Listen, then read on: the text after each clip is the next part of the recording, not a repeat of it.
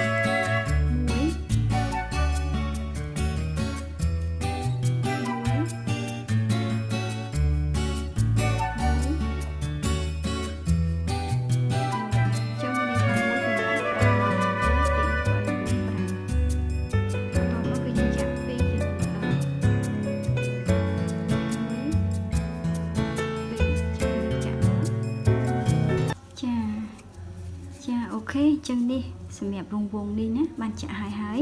ចឹងពេលដែលយើងចាក់ហើយគឺវាមានរូបរាងបែបនេះចានេះគឺផ្នែកខាងក្រោមណាផ្នែកខាងក្រោមហើយនេះគឺផ្នែកខាងលើចាអរគុណសម្រាប់ការតាមដាននៅក្នុងការបង្ហាញនេះណាហើយវីដេអូនេះក៏សូមបញ្ចប់តែត្រឹមប៉ុណ្ណេះសង្ឃឹមថាបងប្អូនមីងអ៊ំទាំងអស់គ្នាជាពិសេសបងប្អូនដែលមានបំណងចង់រៀនចេះចាក់ណាអាចតាមទាន់នៅអ្វីដែលខ្ញុំបង្ហាញនេះណាចឹងក៏សូមអរគុណដល់បងប្អូនមីងអ៊ំទាំងអស់គ្នាពេលនេះដែរចំណាសូមអរគុណសូមជម្រាបលា